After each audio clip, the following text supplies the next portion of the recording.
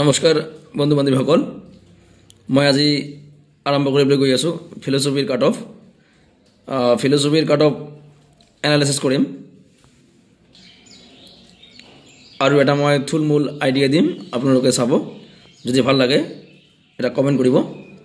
তো বলক দেৰি নকৰি ভিডিঅ'টো আৰম্ভ কৰোঁ। তো টোটাল পোষ্ট আমাৰ আছে 40টামান। যেহেতু পোস্টের সংখ্যা ইমান কম, কাট অফ হাই হওয়ার চান্স বহুত বেশি।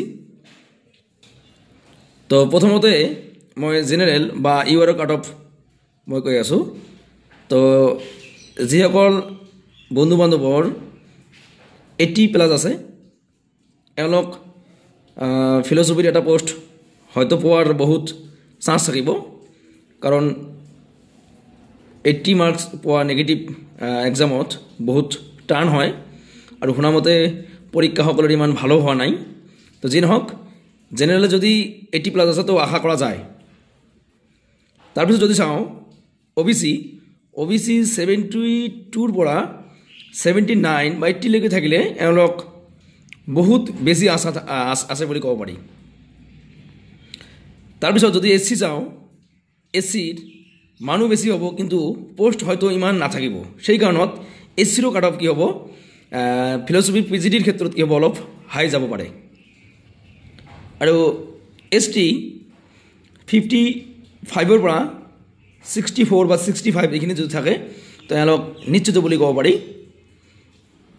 PWৰ কথা যদি কওঁ, 45+ থাকিলে এওঁলোক মানে এটা পোষ্ট পাব বুলি কোৱা যায়। তো এইখিনি মই থুলমূল আলোচনা কৰিলোঁ। আপোনালোকে চাব, হয়তো কাট অফ আৰু বেছি যোৱাৰ চান্স এই কাৰণত, কাৰণ পোষ্ট বহুত কম হয়।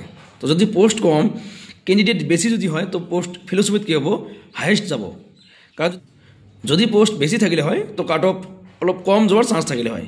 যেহেতু পোষ্টে আমাৰ কম, তো কাট অফ কি হ'ব, হাই যোৱাৰ বহুত বেছি সম্ভাৱনা। তো যি নহওক, এইখিনি মই PGD ফিলচফিৰ কাট অফ এনালাইচিছ কৰিলোঁ। যদি ভাল লাগে এটা কমেণ্ট কৰিব আৰু বন্ধু বান্ধৱীৰ লগত শ্বেয়াৰ কৰিব। ধন্যবাদ।